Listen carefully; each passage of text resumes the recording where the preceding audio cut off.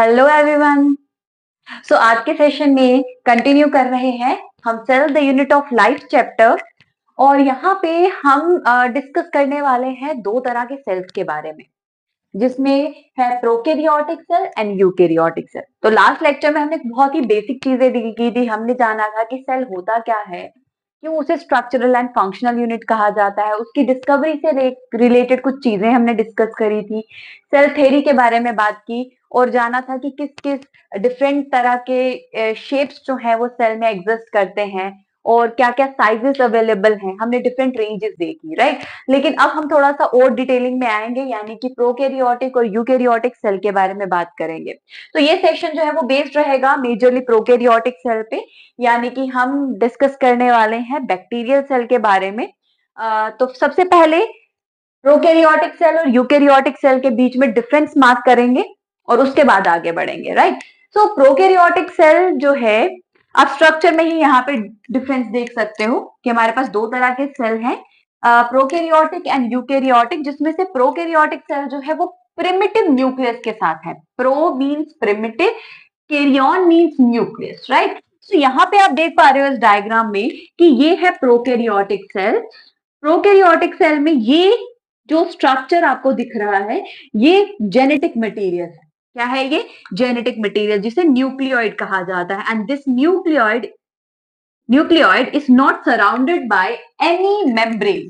ठीक है, तो nuclear membrane kind of absent है और इसमें आपको ऑर्गेनल्स भी नहीं दिख रही है ना। यहाँ पे मैं कुछ एक ऑर्गेनल मार्क कर रही हूँ आपके रेफरेंस के लिए, दैट इज 70s राइबोसोम्स। और ये भी एमआरएनए चेन है विद राइबोसोम्स, यानी कि पॉलीराइबोसोम्स है। तो इस डायग्राम में आप देख पा रहे हो, अगर बेसिक लेवल पे बहुत ही ब्रीफ दे रही हूँ इस डायग्राम की हेल्प से। सो इस डायग्राम में आप देख पा रहे हो कि बहुत ही कम स्ट्रक्चर्स हैं, बट यहीं पे अगर यूकैरियोटिक यानी कि the cell with true, eu means true, karyon means again nucleus, तो वो सेल जिनमें ट्रू न्यूक्लियस है उनका स्ट्रक्चर कुछ इस तरीके से रहता है। If we talk in comparison to this particular cell, इस सेल में जेनेटिक मटेरियल, ये जेनेटिक मटेरियल है which remain surrounded by this particular membrane, जिसे आप न्यूक्लियर मेम्ब्रेन कहते हो। ये न्यूक्लियर मेम्ब्रेन आ गई। न्यूक्लियर मेम्ब्रेन से एसोसिएटेड आप देख रहे हो यहाँ पे एक्सटेंशन है एंडोप्लाज्मिक रेटिकुलम का। ठीक है, ये एंडोप्लाज्मिक रेटिकुलम है। रेस्ट आपको और ऑर्गेनल्स यहाँ पे दिख रही है, गोल्जी दिख रहे हैं, गोल्जी अपरेटस दिख रहा है। ठीक है, गोल्जी बॉडीज जिसे आप कह सकते हो। उसके बाद लाइसोसोम्स हैं, ये राइबोसोम्स दिखेंगे। राइबोसोम्स यहाँ पे 70s और 80s दोनों होते हैं, बट साइटोप्लाज्म हम यहाँ पे थोड़ा फोकस कर रहे हैं, तो 80s राइबोसोम्स रहेंगे साइटोप्लाज्म। ठीक है, सो अब देख रहे हो मेजर डिफरेंस यहाँ पे, यही ऑर्गेनल्स आपको यहाँ नहीं दिख रही, राइबोसोम्स में आपको डिफरेंस दिख रहा है। न्यूक्लियोइड को सराउंड करने के लिए यहाँ पे कोई न्यूक्लियर मेम्ब्रेन नहीं है, बट यहाँ पे डीएनए को सराउंड करने के लिए, जेनेटिक मटेरियल को सराउंड करने के लिए न्यूक्लियर मेम्ब्रेन है। तो यही है कुछ बेसिक डिफरेंसेस जो यहाँ पे आपको क्लियरली मार्क करके दिए हैं मैंने। तो न्यूक्लियस जो है वो प्रिमिटिव रहेगा, जिसे न्यूक्लियोइड कहा जाता है, और ये ट्रू न्यूक्लियस नहीं है क्योंकि इसमें न्यूक्लियर मेम्ब्रेन नहीं होती है। तो प्रोकैरियोटिक सेल का मेन एस्पेक्ट यही है। ठीक है, और यूकैरियोटिक सेल में ट्रू न्यूक्लियस रहता है विद डबल मेम्ब्रेन। ठीक है, अब membrane bound organelles prokaryotic cell में नहीं होगी। एंडोप्लाज्मिक रेटिकुलम नहीं है, गोल्जी नहीं है, और उसके बाद लाइसोसोम्स और प्लास्टिड्स जो आपको प्लांट सेल में दिखते हैं वो भी आपको नहीं दिखेंगे प्रोकैरियोटिक सेल में, but membrane bound organelles eukaryotic cell में प्रेजेंट है। फाइन, राइबोसोम्स सिर्फ 70s होते हैं प्रोकैरियोटिक सेल में, but if will talk about eukaryotic cell, 80s और 70s दोनों तरह के राइबोसोम्स दिखेंगे। 80s तो मैंने यहाँ पे मार्क किए हैं, साइटोप्लाज्म में प्रेजेंट रहते हैं, एंडोप्लाज्मिक रेटिकुलम के ऊपर ये भी राइबोसोम्स है। बट कुछ ऑर्गेनल्स ऐसी है यूकैरियोटिक सेल में जिनके अंदर भी राइबोसोम्स होते हैं, जैसे कि माइटोकॉन्ड्रिया। ठीक है, सो माइटोकॉन्ड्रिया के अंदर आपको दिखेंगे राइबोसोम्स जो कि 70s होते हैं। प्लांट सेल के केस में प्लास्टिड के अंदर, क्लोरोप्लास्ट के अंदर अपने 70s राइबोसोम्स होते हैं, जिसकी वजह से वो ऑर्गेनल सेमी ऑटोनॉमस होती है। And if we talk about the size range, ये बेसिक रेंज है जो एनसीईआरटी में ही मेंशन किया गया है, जो मैंने लास्ट लेक्चर में भी डिस्कस किया था। तो उनके अकॉर्डिंग 1 to 2 माइक्रोमीटर का रेंज रहता है नियरली एक टिपिकल बैक्टीरियल सेल का। बैक्टीरियल सेल जो कि एक प्रोकैरियोटिक सेल को रिप्रेजेंट करता है. But if we talk about eukaryotic cell, a typical eukaryotic cell ranges from 10 to 20 micrometer, right? So this is completely about prokaryotic and eukaryotic cell difference. अब हम focus करेंगे इस पर्टिकुलर स्ट्रक्चर पे. तो NCERT पे इस पर्टिकुलर सेल को explain किया गया है with reference to bacteria, a rod shape bacteria. उसके बारे में थोड़ी सी डिटेल्स डिस्कस करेंगे, स्ट्रक्चरल एस्पेक्ट्स डिस्कस करेंगे. Plant cell, fungal cell, animal cell and protists, ये यूकैरियोट्स है. इनका एक बेसिक अरेंजमेंट जो है वो हम प्रोकैरियोटिक सेल समझने के बाद करेंगे, राइट? तो फर्स्टली फोकस करते हैं बैक्टीरियल सेल पे और जानते हैं कैसा स्ट्रक्चर है, कितने तरह के बैक्टीरिया होते हैं on the basis of shapes. And yes, we have a staining procedure also, जिसे ग्राम स्टेनिंग कहते हैं. उसके बेसिस पे भी we have two different types of bacteria, right? तो वो भी हम इस पर्टिकुलर सेशन में डिस्कस करने वाले हैं. Okay, so let's discuss the structure of prokaryotic cells. तो ये है डायग्राम जो रिप्रेजेंट कर रही है प्रोकैरियोटिक सेल को, यानी कि एक बैक्टीरिया को. ठीक है. सो प्रोकैरियोटिक सेल के बारे में बता दूं, क्लासिफिकेशन के एस्पेक्ट से प्रोकैरियोटिक ऑर्गेनिजम्स जो हैं वो किंगडम मोनेरा में इंक्लूड किए गए हैं. तो जितने भी प्रोकैरियोट्स आप स्टडी करना चाहते हैं, आर्किबैक्टीरिया, यूबैक्टीरिया, माइकोप्लाज्मा, इनफैक्ट वो सारे आपको किंगडम मोनेरा में स्टडी करने को मिलेंगे. वो क्यों क्लासिफाई किए गए हैं, वो सारे फीचर्स उसमें मेंशन किए गए हैं, राइट? एंड प्रोकैरियोटिक सेल जो हैं और जो प्रोकैरियोट्स हैं वो कभी भी मल्टी सेल्युलर अरेंजमेंट्स नहीं बनाते. वो ग्रुप्स में हो सकते हैं बट मल्टी सेल्युलर अरेंजमेंट नहीं बनाएंगे. ठीक है. कितने डिफरेंट तरह के अरेंजमेंट्स होते हैं, क्या क्या शेप्स होती हैं प्रोकैरियोटिक सेल में, और ग्राम नेगेटिव और ग्राम पॉजिटिव बैक्टीरिया क्या होते हैं, वो हम लेटर ऑन डिस्कस करेंगे. तो सबसे पहले इनके स्ट्रक्चर के बारे में बात करते हैं. तो एक एक करके चीजों के बारे में बात करेंगे. तो सबसे पहले प्रोकैरियोटिक सेल में जो हमें डिस्कस करना है, उसके स्ट्रक्चर में जो डिस्कस करना है वो है उसका सेल कवरिंग. तो सेल कवरिंग में जो आप डिस्कस करोगे, जो चीजें आपको स्टडी करनी है वो है प्लाज्मा मेम्ब्रेन, सेल वॉल, और एक और लेयर है जिसे आप कहते हो ग्लाइकोकैलिक्स. ठीक है. तो क्या क्या है, पहला तो प्लाज्मा मेम्ब्रेन. प्लाज्मा मेम्ब्रेन ये एक लिविंग लेयर है जो कि सेल के कंटेंट्स को होल्ड करके रखता है. तो ये आप इनर लेयर जो आप देख रहे हो ये है प्लाज्मा मेम्ब्रेन. ठीक है. ये इनर लेयर जो है, तो आप 3 लेयर्स देख पा रहे हो नॉर्मली. यहाँ पे ये एक ब्लैक वाली लेयर जिससे ये एक्सटेंशन आ रही है, उसके ऊपर ये रेड वाली कवरिंग है, एंड ये थर्ड ग्रीन वाली आउटर लेयर है. ठीक है. तो जिसमें से सबसे इनर वाली जो कवरिंग है, जिससे एक्सटेंशन है, वो प्लाज्मा मेम्ब्रेन है. और ये एक्सटेंशन जो आपको दिख रहे हैं उनके बारे में मैं एक्सप्लेन करती हूँ. तो प्लाज्मा मेम्ब्रेन जो है वो लिविंग मेम्ब्रेन है जो कि सेल के कंटेंट्स को होल्ड कर रहा है.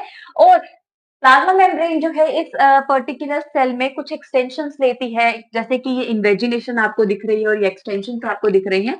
सबसे पहले तो इस इन्वेजिनेशन के बारे में बात करती हूँ. ये इन्वेजिनेशन जो है इसे कहा जाता है मिसोजोम. मिसोजोम. ठीक है. मिसोजोम वो स्ट्रक्चर है जो प्लाज्मा मेम्ब्रेन का सरफेस एरिया बढ़ाता है. So its function is to increase surface area. अब सरफेस एरिया क्यों इंक्रीज करना है? सरफेस एरिया इसीलिए इंक्रीज करना है क्योंकि ऐसी चीजों को होल्ड करता है जो सेल की एक्टिविटी के लिए रिक्वायर्ड है, that is respiratory enzymes. Respiratory enzymes.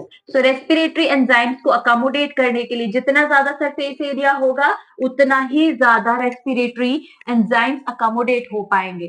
So respiratory enzymes को अकोमोडेट करने के लिए सरफेस एरिया इंक्रीज करने की कोशिश की गई है. और आप देख रहे हो यहाँ पे मैंने जो न्यूक्लियोइड बनाया है ये है जेनेटिक मटेरियल, राइट? ये जेनेटिक मटेरियल है जिसे आप न्यूक्लियोइड कहते हो. अभी हमने बात की कि न्यूक्लियोइड जो है वो फ्री जेनेटिक मटेरियल है, वो free genetic material which is not bounded by any nuclear membrane. तो फ्री जेनेटिक मटेरियल, ये फ्री जेनेटिक मटेरियल जो है it remains usually associated with mesosome. आप देखोगे प्लाज्मा मेम्ब्रेन और स्पेशली मिसोजोम के साथ ही यूजुअली एसोसिएटेड आपको दिखेगा, क्योंकि रेस्पिरेटरी एंजाइम्स इसके साथ एसोसिएटेड है. बहुत सारे एंजाइम्स होते हैं जो प्लाज्मा मेम्ब्रेन के साथ ही एसोसिएटेड रहते हैं.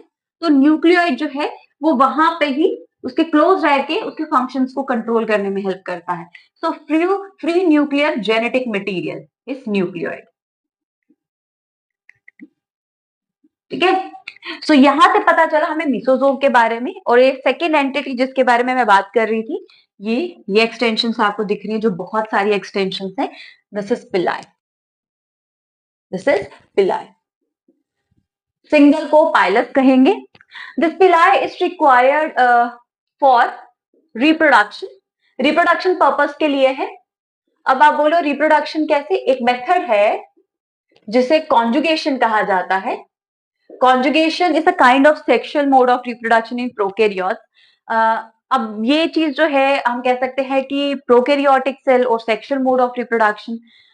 बस इतना, कॉन्जुगेशन जो है उसको थोड़ा सा ब्रीफली एक्सप्लेन करूंगी मैं लास्ट में, बट फिलहाल के लिए मैं इतना ही बता सकती हूँ कि कॉन्जुगेशन जो है उसमें जेनेटिक मटेरियल का एक्सचेंज होता है।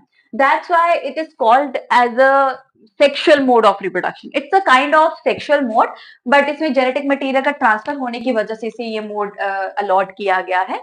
ठीक है, सो इसके लिए पिलाई की जरूरत पड़ती है। और कुछ बैक्टीरिया ऐसे होते हैं जिनमें पिलाई होता है और कुछ ऐसे होते हैं जिनमें नहीं होता है। ठीक है, हर किसी में ये सेक्स पिलाई देखने को नहीं मिलेगा।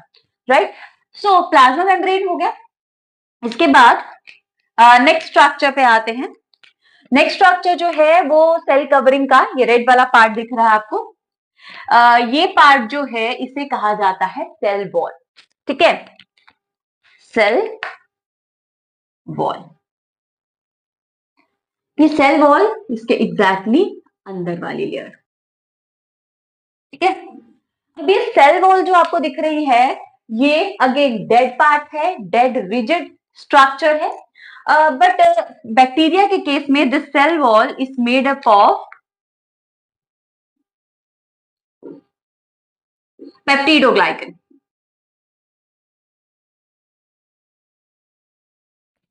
ठीक है, पेप्टिडोग्लाइकन रहता है इसके सेल वॉल में। अब ये सेल वॉल जो है अगेन रिजिड है। अब सेल वॉल जो है अब हर किसी में अलग अलग रहता है। आप फंगल सेल वॉल देखोगे वो काइटिन से बनी हुई है। उसके बाद आप प्लांट सेल वॉल देखोगे वो सेल्यूलोज से बनी हुई है। वैसे ही इसके केस में पेप्टिडोग्लाइकन रहता है। तो पेप्टिडोग्लाइकन सेल वॉल जो है वो इसको एक रिजिड अरेंजमेंट देती है। और कई बार सेल जो है वो इनके सेल वॉल जो है वो इनके टॉक्सिसिटी को भी कंट्रीब्यूट करती है। राइट, ओके, तो moving towards the next layer जो आउटर कवरिंग बनाती है, सेल कवरिंग बनाती है। So this covering is called as glycocalyx.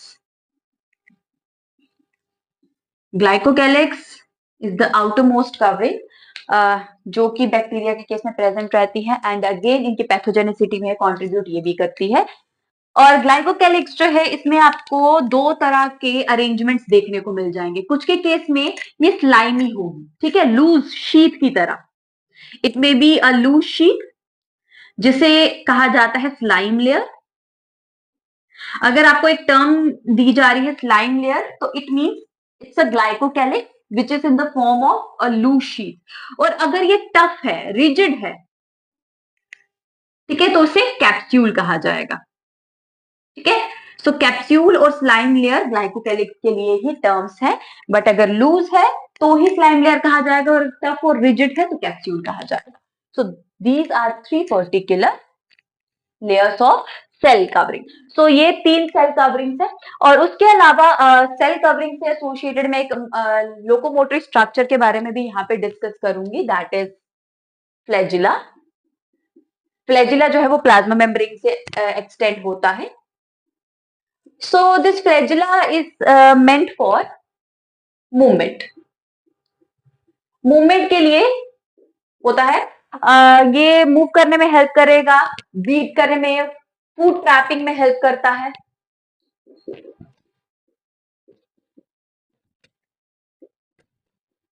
Single भी हो सकता है, मल्टीपल भी हो सकते हैं। मल्टीपल होंगे तो टफ्ट में भी हो सकते हैं, पूरी बॉडी में स्प्रेडेड भी हो सकते हैं। तो डिफरेंट डिफरेंट अरेंजमेंट है। यहाँ पे डायग्राम में पर्टिकुलरली मैंने दो फ्लैजिला शो किए हैं, बट एक या एक से ज्यादा भी हो सकते हैं, बंच में हो सकते हैं, इंडिविजुअली स्प्रेडेड हो सकते हैं। ठीक है, कैसा भी अरेंजमेंट हो सकता है। So this is flagella. So now अब इसके अंदर के कंटेंट्स के बारे में बात करते हैं। तो सबसे पहले तो हमने न्यूक्लियोइड के बारे में यहाँ पे कवर कर दिया कि न्यूक्लियोइड जो है it's a free nuclear genetic material, जो सारी इंफॉर्मेशन है, जेनेटिक इंफॉर्मेशन है और सारे प्रोसेसेस हैं, ये फ्री न्यूक्लियर जेनेटिक मटेरियल ही कंट्रोल करता है। लेकिन उसके अलावा एक और चीज है जो यहाँ पे मैं ड्रॉ करूंगी, this kind of structure which is again a genetic material, but ये genetic material जो है वो circular genetic material है like nucleoid, but ये extra chromosomal है। इसको टर्म दिया जाता है that it is an extra chromosomal genetic material, extra chromosomal genetic material।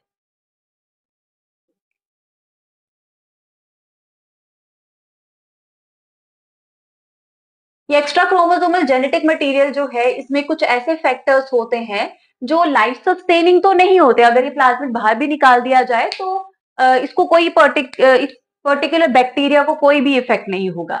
But हाँ, ये कुछ एडिशनल फंक्शन करता है जो कि इस बैक्टीरिया को एडिशनल हेल्प दे सकता है, सर्वाइवल को एनहांस कर सकता है। लाइक इसमें आप देख पाओगे एक्स्ट्रा फैक्टर्स जैसे कि आर फैक्टर, जिसे रेजिस्टेंस फैक्टर कहते हैं। रेजिस्टेंस फैक्टर वो होता है जो इनको एंटीबायोटिक से बचाता है, एंटीबायोटिक्स के अगेंस्ट रेजिस्टेंस क्रिएट करता है। ठीक है, इसके बारे में थोड़ा डिटेल में आप समझ पाओगे बायोटेक्नोलॉजी वाले चैप्टर में, जो 12th में है, biotechnology it's principles and processes. उसमें आप इस रेजिस्टेंस फैक्टर के बारे में अच्छे से डील कर पाओगे। प्लाज्मिड का पूरा डिटेल स्ट्रक्चर दिया गया है वहां पे। ठीक है, सो आर फैक्टर के अलावा कॉल फैक्टर है, जैसे कुछ बैक्टीरिया जो है वो एंटीबायोटिक की फॉर्मेशन करते हैं। कॉलिजेनिक फैक्टर एंटीबायोटिक की फॉर्मेशन से रिलेटेड है। ठीक है, उसके बाद प्लाज्मिड में एफ फैक्टर जैसे कंपोनेंट्स हो सकते हैं। एफ फैक्टर यानी कि फर्टिलिटी फैक्टर। अगेन हर एक प्लाज्मिड में और हर एक बैक्टीरिया के पास ये एफ फैक्टर नहीं होता। जिसमें एफ फैक्टर यानी कि फर्टिलिटी फैक्टर होगा उसमें पिलाई की फॉर्मेशन होगी। मतलब इस बैक्टीरिया के प्लाज्मिड में एफ फैक्टर प्रेजेंट है और वो पिलाई की फॉर्मेशन कर रहा है। तो ऐसे बैक्टीरिया जिनमें एफ फैक्टर प्रेजेंट होता है, फर्टिलिटी फैक्टर प्रेजेंट होता है और वो पिलाई की फॉर्मेशन करते हैं, उनको एफ पॉजिटिव बैक्टीरिया कहा जाता है। तो कॉन्जुगेशन के दौरान एफ पॉजिटिव बैक्टीरिया जो है वो कॉन्जुगेशन ब्रिज बनाने में हेल्प करते हैं। ठीक है, कैसे वो आगे बात करेंगे। सो ये है एक एक्स्ट्रा क्रोमोसोमल जेनेटिक मटेरियल जो न्यूक्लियर के अलावा बैक्टीरिया में प्रेजेंट रह सकता है। Right now will talk about these ribosomes. These are 70s ribosomes. As we know, ribosomes are responsible for the formation of proteins. Protein synthesis से associated structures हैं, but इनके केस में जो राइबोसोम्स हैं वो 70s राइबोसोम्स हैं which are associated with protein synthesis.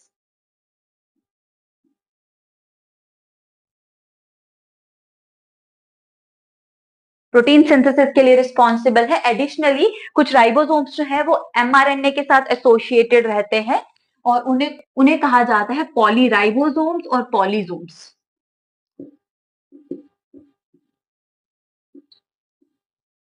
पॉलीराइबोसोम्स और polysomes जो है these are mRNA which remains associated with ribosomes.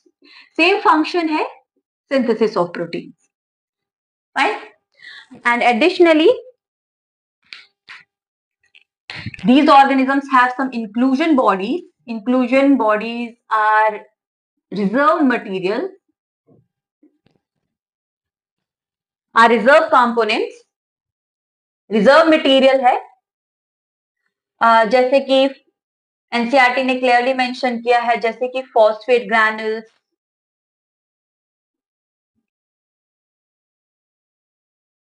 Cyanophycin ग्रैन्युल्स। तो ये अलग अलग कंपोनेंट्स जो है वो साइटोप्लाज्म में स्टोर होते हैं, बट डू रिमेम्बर कि ये inclusion bodies like other components in the cytoplasm, ये इंक्लूजन बॉडीज भी मेम्ब्रेन से सराउंडेड नहीं होती हैं। ठीक है, मेम्ब्रेन नहीं रहेगी, विदाउट मेम्ब्रेन रहते हैं ये इंक्लूजन बॉडीज भी। सो this is about the structure of bacteria. ठीक है, सो ये है बैक्टीरिया का स्ट्रक्चर जो प्रोकैरियोटिक सेल को रिप्रेजेंट कर रहा है। आप देख रहे हो यहाँ पे कोई endoplasmic reticulum, mitochondria, Golgi body या सेंट्रियोल जैसे स्ट्रक्चर्स नहीं दिख रहे हैं आपको। ठीक है, तो वो स्ट्रक्चर्स आपको दिखेंगे यूकेरियोटिक सेल में ही। और न्यूक्लियर मेम्ब्रेन नहीं है, राइबोसोम 70S है, पॉलीराइबोसोम्स एडिशनली आपको दिख जाएंगे, मेसोसोम ये ऐसे स्ट्रक्चर्स जो है वो आपको यूकेरियोटिक सेल में नहीं दिखेंगे, पॉलीराइबोसोम जैसे, मेसोसोम जैसे, ठीक है। So this is about the prokaryotic cell, ठीक है। सो अब एडिशनली बात करते हैं कॉन्जुगेशन का, एक छोटा सा एस्पेक्ट मैं बता देती हूँ, ठीक है। यहाँ पे कॉन्जुगेशन के दौरान क्या होता है, हमारे पास एक बैक्टीरिया है that is F positive bacteria. ये एफ पॉजिटिव बैक्टीरिया के पास पिलाए है, और दूसरा एफ नेगेटिव बैक्टीरिया जिसके पास पिलाए नहीं है, ठीक है। सो विद सेक्स पिलाए एफ पॉजिटिव बैक्टीरिया, ठीक है। अब ये जो एफ पॉजिटिव बैक्टीरिया जो है, इसके पास अपना जेनेटिक मटेरियल है जो इसे ट्रांसफर करना है एफ नेगेटिव बैक्टीरिया में, राइट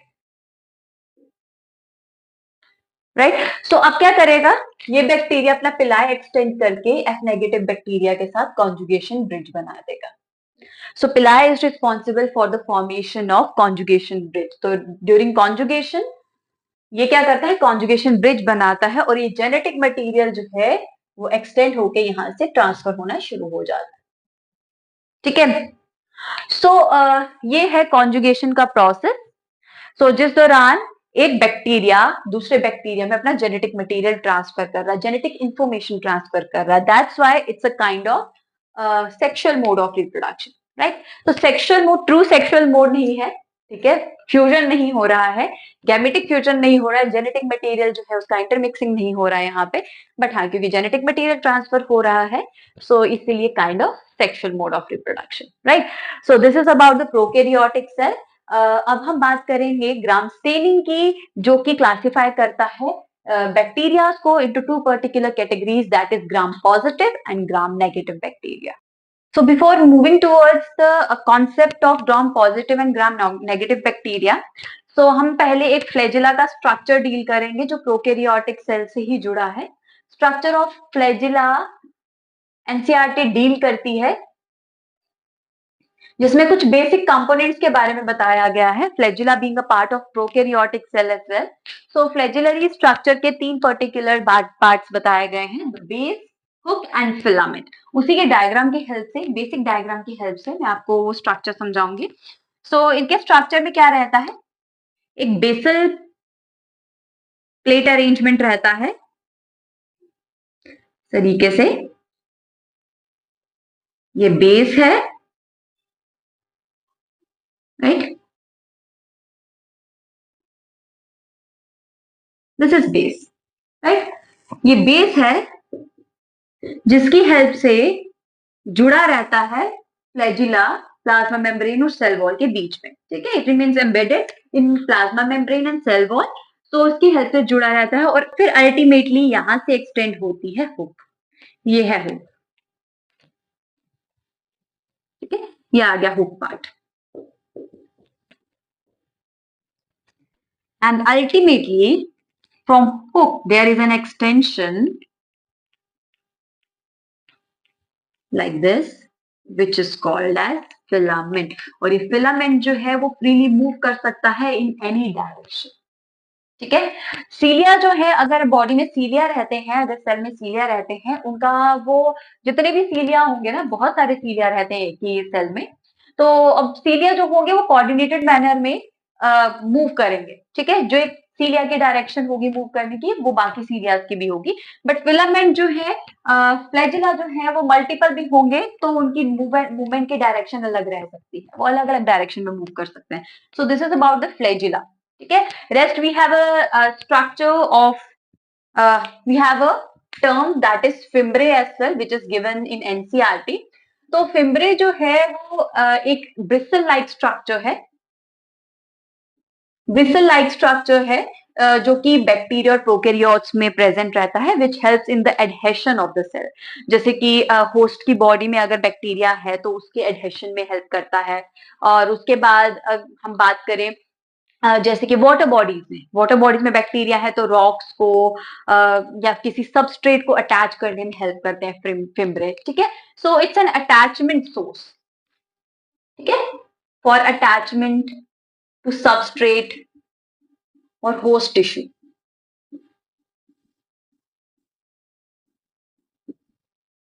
और होस्ट टिश्यू।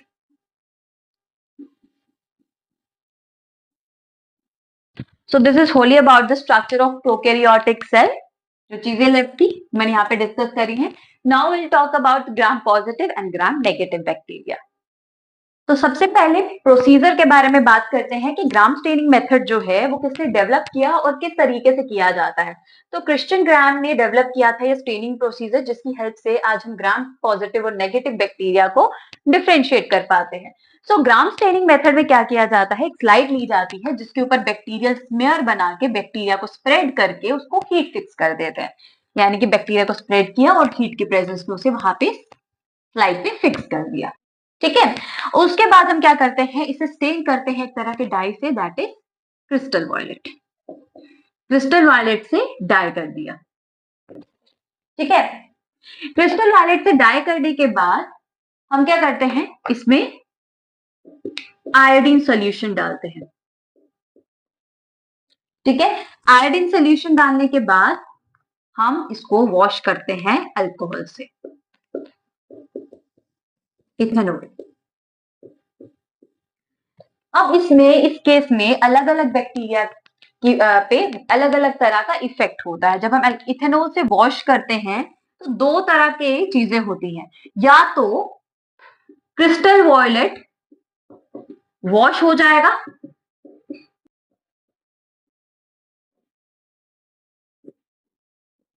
और कुछ बैक्टीरियल स्मेयर ऐसे होंगे जो क्रिस्टल वॉयलेट रिटेन कर लेंगे। ठीक है, और जिन्होंने क्रिस्टल वॉयलेट रिटेन कर लिया, यानी कि इथेनॉल से वॉश करने के बाद भी क्रिस्टल वॉयलेट जो है, यानी कि वो ब्लूइश डाई जो है, अगर वो स्मेयर के साथ रह गई तो उन बैक्टीरिया को कहा जाता है ग्राम पॉजिटिव बैक्टीरिया। ग्राम पॉजिटिव बैक्टीरिया जिन्हें ऑब्जर्व किया जा सकता है माइक्रोस्कोप के अंदर अब आराम से। लेकिन जिनमें क्रिस्टल वॉयलेट निकल जाता है वो होते हैं ग्राम नेगेटिव बैक्टीरिया। तो उनको देखने के लिए क्या प्रोसीजर है, फिर कोई और डाई यूज करनी पड़ेगी। Yes, they are treated with a pink colour dye, that is safranin. Safranin से ये पिंक कलर की डाई है, इसकी हेल्प से इन्हें ऑब्जर्व किया जा सकता है। So these bacterias are gram negative bacteria.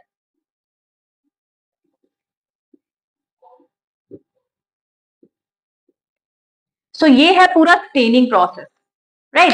But अब ट्रेनिंग प्रोसेस के बाद हमारे पास दो कैटेगरी बन गई। अब ये स्टेनिंग की वजह से पता चलता है कि बैक्टीरिया का नेचर जो है, वो स्ट्रक्चर जो है वो थोड़ा सा डिफरेंट है। so, जिसकी वजह से उसको समझना जरूरी था कि ग्राम पॉजिटिव और ग्राम नेगेटिव बैक्टीरिया में कहाँ पे डिफरेंस है, जिसकी वजह से ये पर्टिकुलर एस्पेक्ट और चेंज आ रहा है।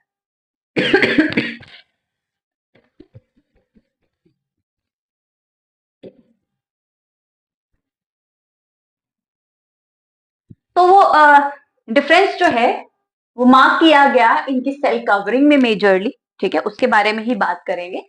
सबसे पहले तो मैं बात करूं ग्राम पॉजिटिव की पेप्टिडोग्लाइकन लेयर में। पेप्टिडोग्लाइकन जो सेल वॉल का मेजर कंपोनेंट है, तो पेप्टिडोग्लाइकन लेयर जो है वो ग्राम पॉजिटिव बैक्टीरिया में थिक थी,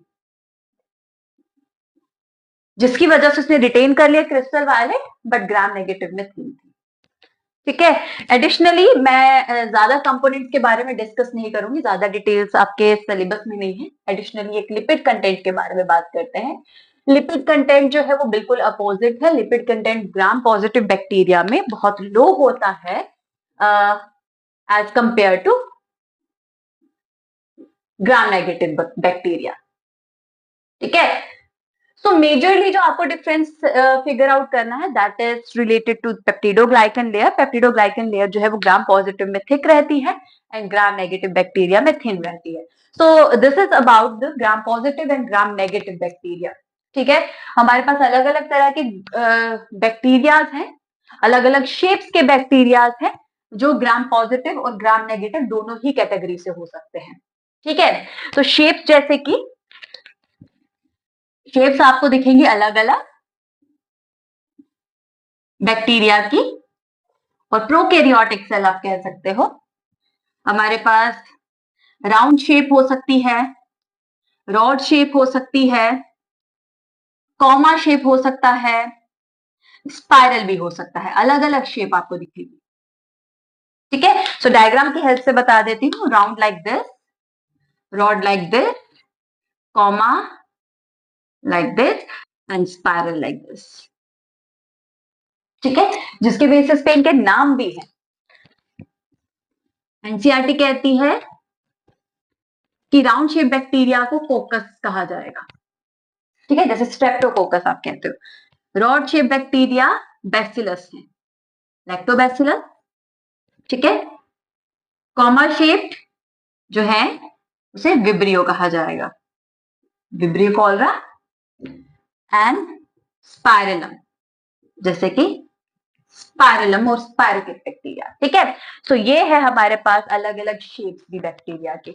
तो अलग अलग कैटेगरी है, ग्राम पॉजिटिव और ग्राम नेगेटिव बैक्टीरिया में इंक्लूड किया गया है depending upon the peptidoglycan layer thickness. वैसे तो बहुत सारे और भी डिफरेंसेस हैं, बहुत बेसिक बेसिक। आप एक तरह का एसिड होता है टाइकोइक एसिड, अगेन पॉजिटिव में ज्यादा होता है, नेगेटिव में कम होता है, बट वो मेजर डिफरेंसेस जो हैं, वो छोटी छोटी चीजें जो हैं वो आपको कंसीडर नहीं करनी है, आपको सिर्फ मेजर डिफरेंसेस जो है वो फिगर आउट करने हैं, राइट।